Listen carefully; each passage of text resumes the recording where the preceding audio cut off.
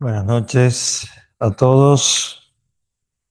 Vamos a concluir el curso anual Newman y la infalibilidad pontificia, la carta al duque de Norfolk, escrita en 1874. Es la carta, el texto que hemos analizado a lo largo de todo este año. Nos queda hacer con Newman la conclusión, es decir, la doctrina ya la hemos visto. Hoy es una reunión conclusiva. Como ya se los he dicho, quizás lo más importante es lo que hemos hablado en la última charla, donde Newman explica con toda claridad en qué consiste la infalibilidad pontificia. Yo lo dije a principio de año, lo vuelvo a repetir ahora. Es un tema sumamente actual porque desde el Concilio Vaticano I y quizás un poco desde antes, la figura del sumo pontífice adquirió un prestigio, diríamos, y una grandeza, una magnitud que no se había conocido en los siglos anteriores de la historia de la Iglesia. Creo que a lo largo de todo este curso hemos podido analizar un poco eso, porque Newman siempre hace referencia a la historia, porque él la considera verdaderamente maestra de vida. Pero sin duda alguna, con la definición de la infalibilidad pontificia, no en lo que hace propiamente el texto del documento del Concilio Vaticano I, sino en lo que ha sido la interpretación general de los miembros de la Iglesia, incluso también de los teólogos, etcétera, etcétera. Se magnificó la figura del sumo pontífice, se magnificó también su doctrina y bueno, desde el Papa Pío IX hasta hoy, la verdad la Iglesia ha tenido grandes papas que han continuado incrementando, por decir así, ese gran prestigio. Que si uno lo piensa, en general, es correcto, pero en particular no. Por eso, Newman, en su momento, cuando aclaró la doctrina, que es lo que hemos visto en la reunión pasada, quiso justamente poner los puntos sobre las IES y quiso inscribir la infalibilidad del Papa dentro de la infalibilidad de la Iglesia. Por eso yo le he puesto como título a este curso, que felizmente hoy concluimos, la infalibilidad del Papa y de la Iglesia. Porque, como lo hemos visto en la reunión, no la pasada, sino la otra, al analizar el Concilio Vaticano I, así debe ser interpretada la doctrina. La infalibilidad del Papa se inscribe dentro de la infalibilidad de la Iglesia. Y como lo vamos a ver un poco ahora,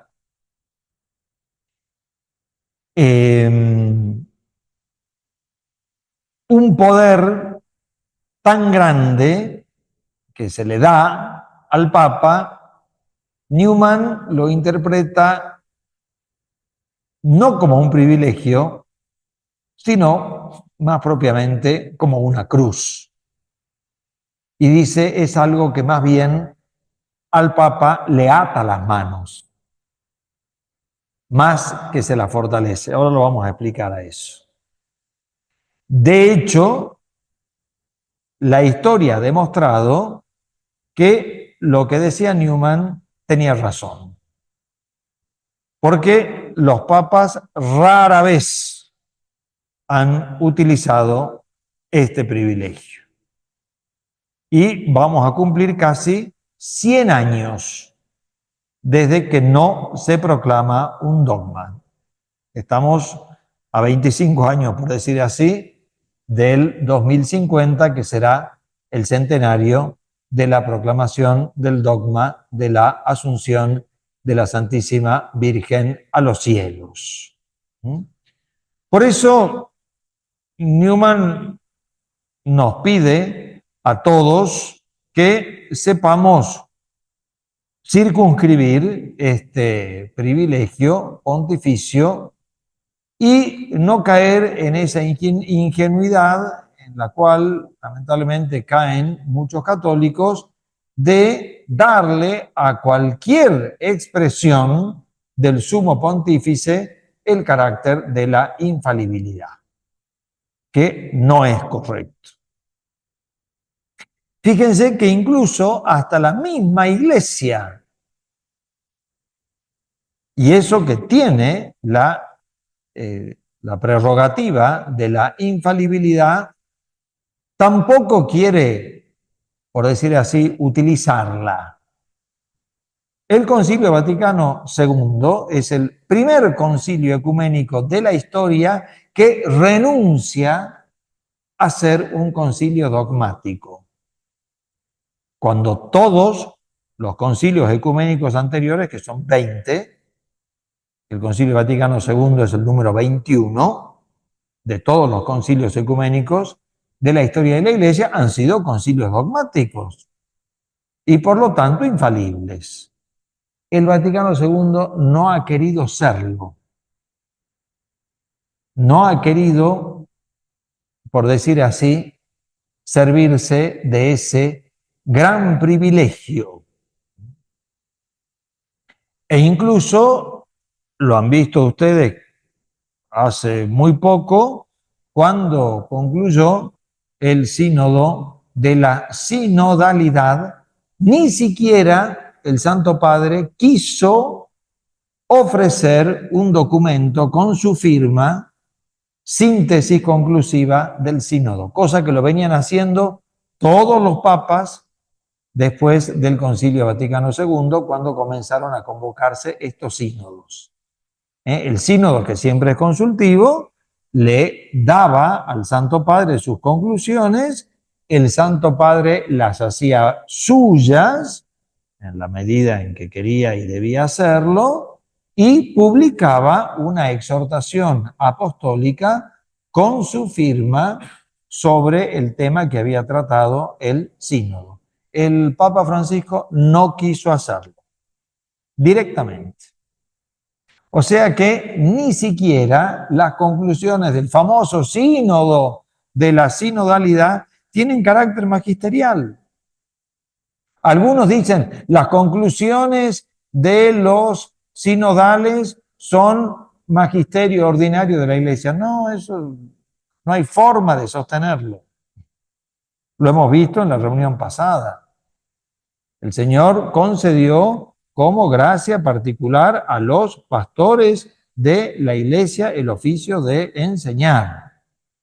Y en el sínodo de la sinodalidad había laicos, religiosos, religiosas, sacerdotes, etcétera, etcétera. Es decir, personas que no están investidas con el munus, como se dice, con la misión de enseñar en la Iglesia docens, que es distinta a la Iglesia dicens, lo cual lo hemos analizado muy puntualmente el año pasado con el tema de la consulta a los fieles sobre materia de doctrina.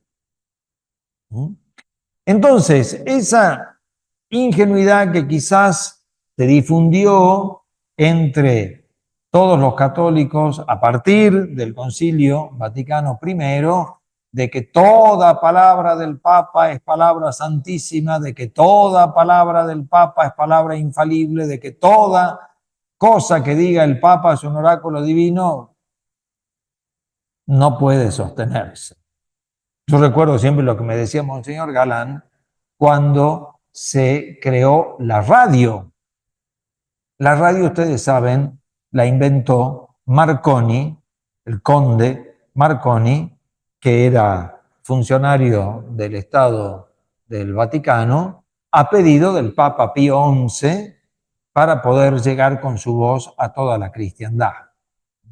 Y Monseñor Galán me contaba que cuando se inaugura, por decir así, la primera transmisión radiofónica con la voz del Papa, toda la casa se puso de rodillas para escuchar la voz del Santo Padre.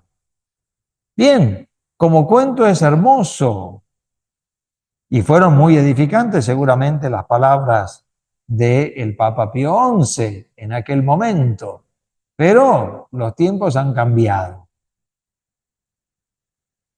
Y nosotros tenemos la gran facilidad de escucharlo al Santo Padre en todas sus entrevistas, etcétera, etcétera. Bien, son palabras, son expresiones, son dichos, son opiniones. Yo desconozco el motivo por el cual la jerarquía de la Iglesia renuncia a la misión de enseñar. No lo sé por qué es así.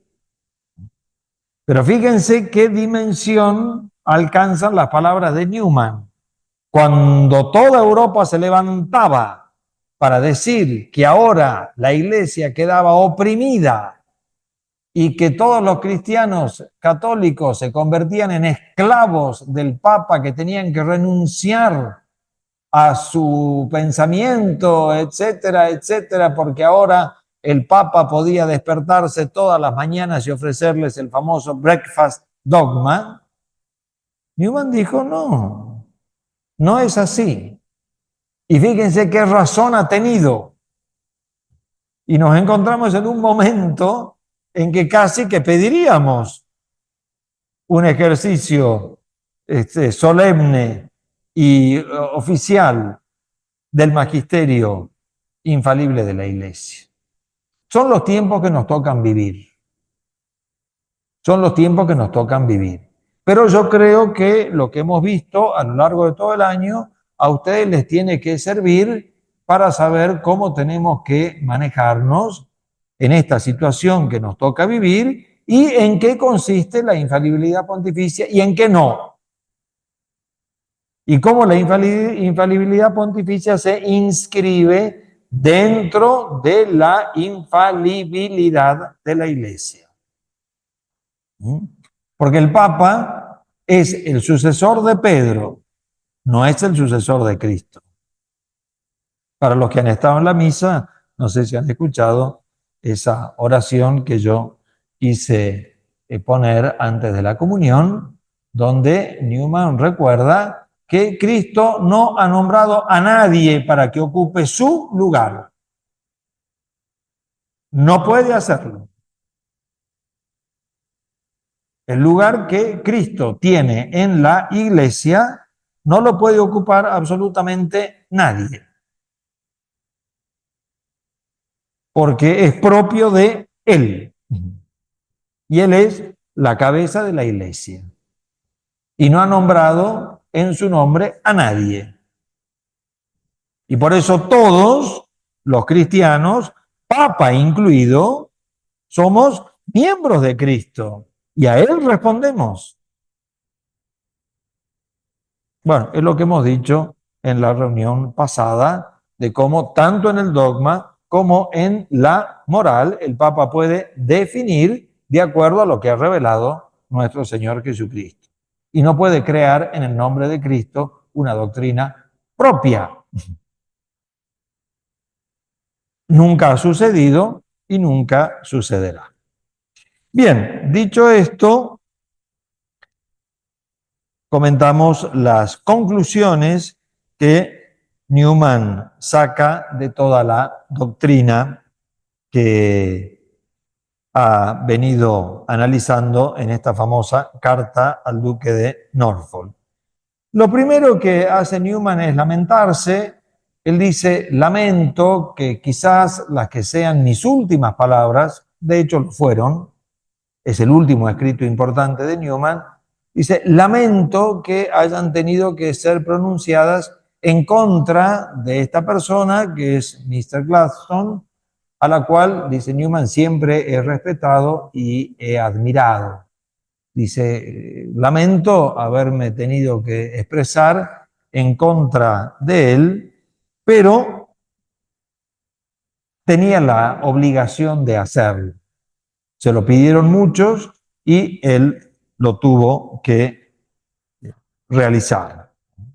Por eso su primera conclusión es un lamento de haber tenido que expresarse de esta manera. Decía, no estaría tranquilo con mi conciencia si hubiera callado ante la llamada que se me hacía desde diversos sectores, dejando así pasar de largo la ocasión que se me brindaba de hablar y de expresar.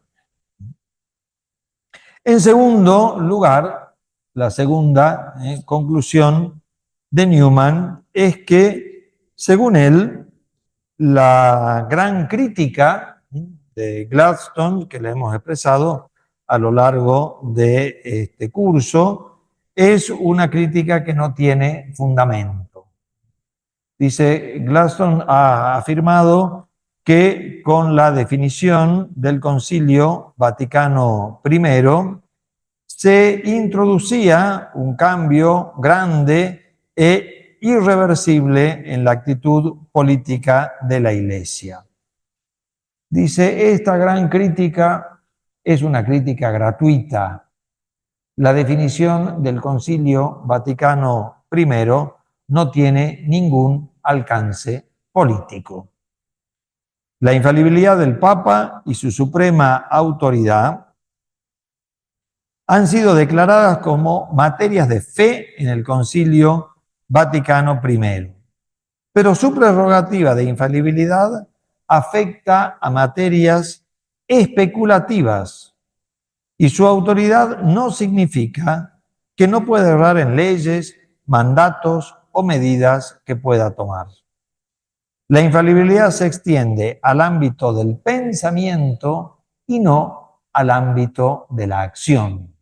Es decir, trata sobre la doctrina que ha revelado nuestro Señor Jesucristo, no sobre lo que hace o no hace el Papa o la Santa Sede sobre asuntos organizativos, políticos, que le llama Newman, de cosas de este mundo. Dice, la infalibilidad puede afectar al teólogo, al filósofo, quizás al hombre de ciencia, pero al político lo toca muy de lejos, muy de lejos. Y acá está lo que les decía. Y está aún por verse si el reconocimiento formal de su infalibilidad doctrinal va a aumentar su poder concreto sobre la fe de los católicos. Los hechos lo dirán, pero hay facultades tan enormes y de consecuencias tan tremendas que quizás atan las manos. Este es el gran punto que Newman se dio cuenta, porque cuando el Papa se expide ex cátedra, él tiene que decir, esta doctrina pertenece a lo que ha sido revelado por nuestro Señor Jesucristo. ¿Ya ven? Que pocos se han animado a decirlo. Otra que el breakfast dogma, el dogma diario del desayuno. Ya van a llegar los 100 años que no se dice ni una sola palabrita y nadie la quiere decir. Dice, Mr. Gladstone parece darse cuenta de esto e insiste en el aumento de poder que el concilio otorga al Papa. No hay tal aumento. Durante siglos ha tenido y ejercido esa misma autoridad. La definición se limita a declarar el poder que él siempre ha tenido.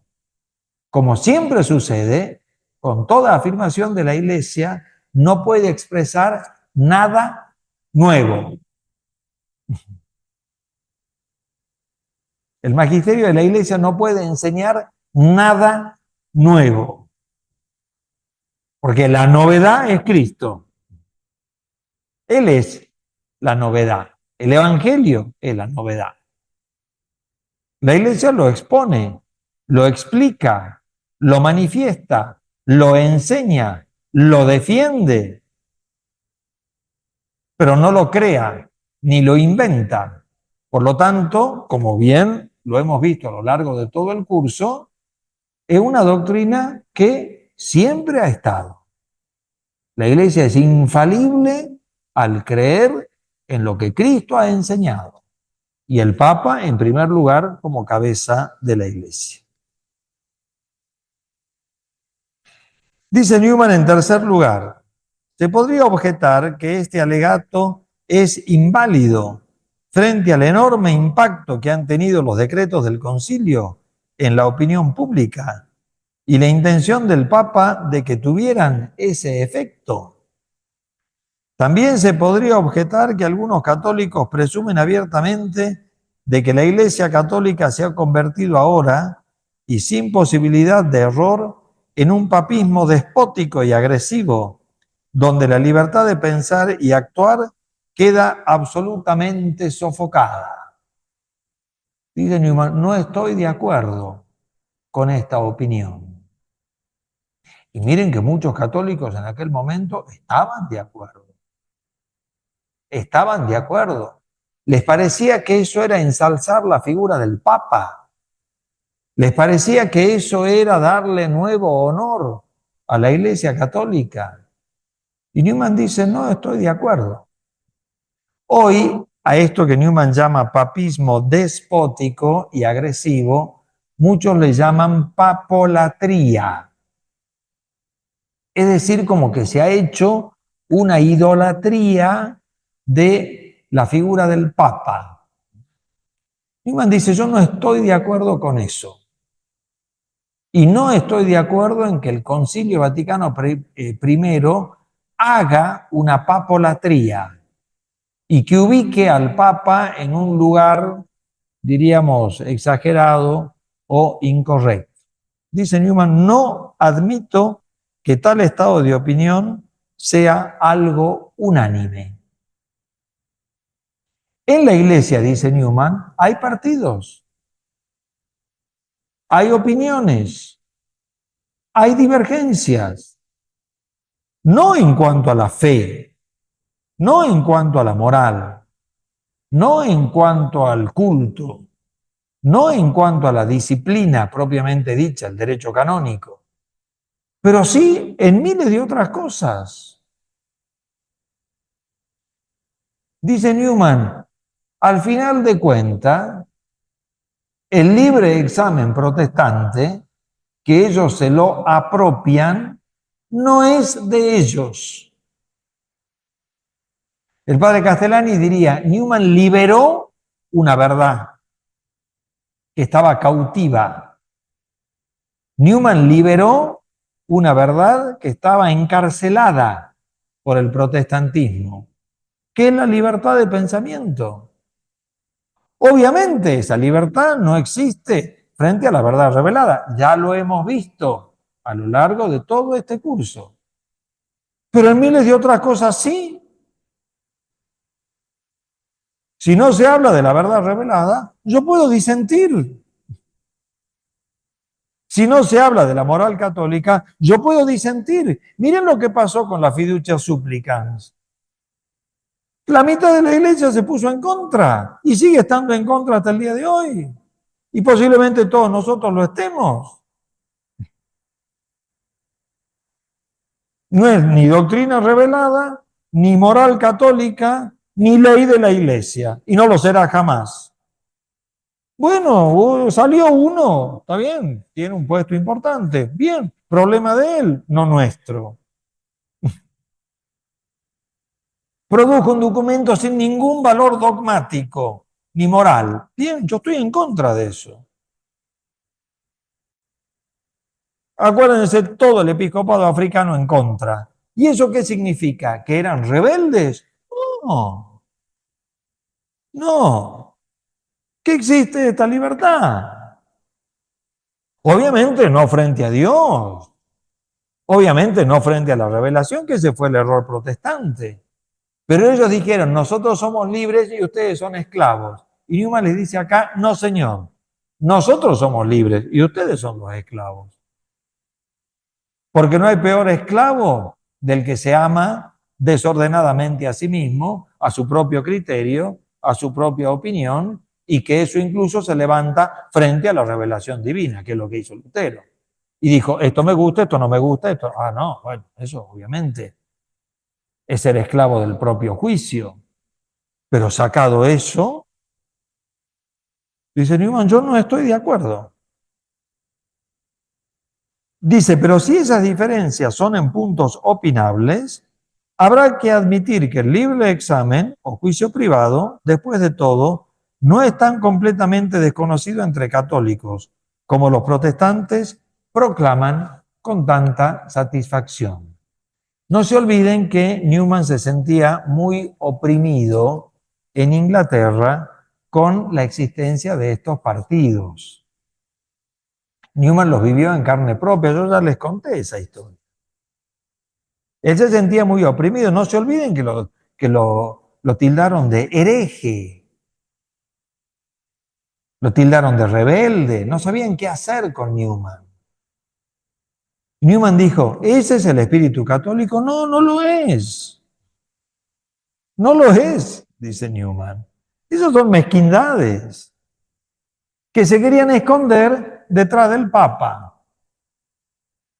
Como te pasa hoy también. No, no, es que eso es lo que dice el Papa. Así decían todos estos que eran los enemigos de él. Ah, no, esto es lo que dice el Papa. ¿Ah, sí? Mostrámelo que lo diga el Papa. ¿Cuántas personas hay que quieren establecer su propio juicio privado y su propia opinión como voz de la iglesia? Y no lo enseña eso la iglesia. La papolatría la iglesia nunca la enseñó. Entonces, ¿quién la inventó?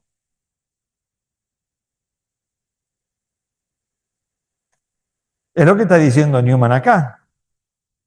¿Quién lo inventó? ¿Se acuerdan cuando hablamos de la opinión maximalista y la opinión minimalista? Bien, en el Concilio Vaticano I triunfó la opinión minimalista, que es la que puso las condiciones para la infalibilidad. Pero estaba la opinión maximalista. De ahí debe venir la famosa frase, es más papista que el Papa. Y bueno, eso pasaba en Inglaterra, eran más papistas que el Papa. Y Newman dice, eso es falso. Dice, por supuesto, dice Newman, nosotros tenemos que tener esa fe piadosa, respetuosa y tomar en consideración todo lo que diga el Papa, por supuesto. Está bien, pero sus palabras tienen distinto valor y distinto nivel que cuando se define dogmáticamente el dogma y cuando se le da una entrevista a una periodista italiana. Son dos cosas muy distintas. O como cuando el Papa dice, es mi opinión. ¿Cuántas veces lo ha dicho? Ah, perfecto, es la tuya. Yo tengo otra. ¿Me entienden? Porque no estamos en el campo de lo dogmático, ni de lo moral, ni de lo legal. Porque eso está establecido, eso está dicho. Bien, dice Newman, yo tendré ese respeto, esa consideración a toda palabra, pero no las podemos proclamar como formal y efectivamente voz de Dios, porque no lo son. Es deber nuestro examinar desde el punto de vista de la verdad religiosa el pensamiento y las doctrinas que van surgiendo en la sociedad.